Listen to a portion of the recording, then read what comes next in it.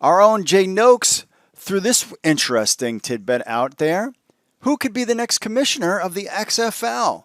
So the deal's done. We know the whole deal between Dany Garcia, The Rock, and Alpha Entertainment, Alpha Aquico. We've heard no new updates since August 21st, and we've been expecting something new and quickly, and we haven't got anything. But under the new ownership, they're taking the proper steps to get to sustainability, to longevity of the league, recreate the momentum it gained prior to suspending operations in April, due, of course, to everything we know that's going on. And this takes time and patience, and we all need to be patient, but we don't want to be patient. Remember, Vince McMahon first announced the launch of the XFL in 2018, and his first line of business was selecting a commissioner. And once that happens, kind of all the pieces begin to fall in place. So assuming that the league will do the same thing, here are a few candidates Jay Noakes thought should be on that list. First up, Jeffrey Pollock. He has experience in his own right. He held the role of Vice President of Marketing for the World Series of Poker and was later promoted to Commissioner in 2006. As the commissioner, he negotiated partnerships with brands like ESPN and Sirius Radio, making World Series of Poker the number one brand in poker. Pollock also has experience working in the NFL, where he held roles as special advisor to the president of the then San Diego Chargers, Dean Spanos, in which he consulted the team in revenue growth and plans for the Chargers' future stadium in Carson.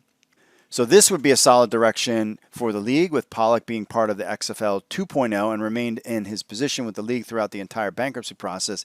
It seems he has a great relationship with the new owners. Pollock would be an ideal fit, potentially going back to his president's role.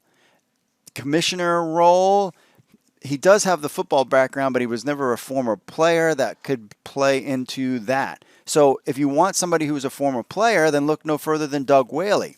Has almost 20 years of football experience. He's a general manager of the Buffalo Bills from 2013 to 2017. He worked for the Steelers, Seahawks, and the director of college recruiting for the NFLPA Collegiate Bowl. He was the senior vice president of football operations with the XFL. The former XFL commissioner trusted him with hiring top-level personnel and head coaches for all the 8 teams and evaluating players.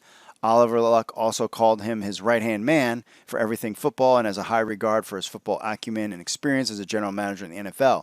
Since he was heavily involved with establishing the personnel and evaluating the players, he, in my opinion, could be the top choice of the XFL commissioner role. Other guys to think about, Bill Polian is known for his historical experience in the NFL. He's general manager of the 90 to 94 Buffalo Bills that won the AFC Championship 4 times and took 4 trips to the Super Bowl, although without coming out victorious on any of those. He's also the general manager of the Carolina Panthers from 95 to 97, contributed to producing a team that reached the NFC Championship in its second year of existence. I remember that.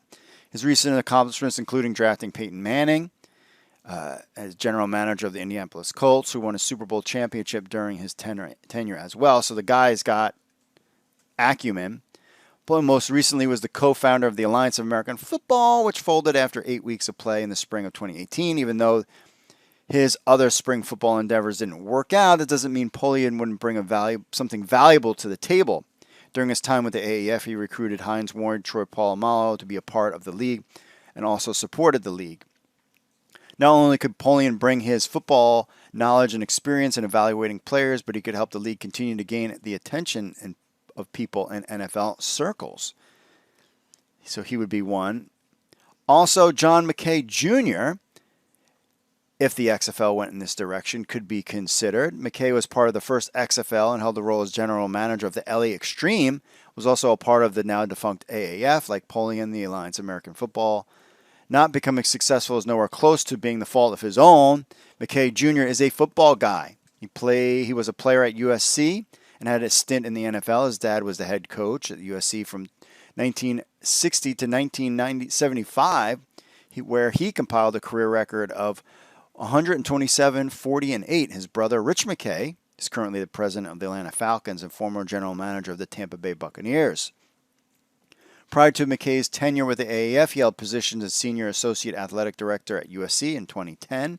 Given his experience with the AAF and football knowledge, McKay Jr. could be an an external candidate worth taking a look at. But so we don't know. We don't know. We do know that Oliver Luck is not coming back. And it'll be interesting to see who would fill his role. Could it be Jeffrey Pollock?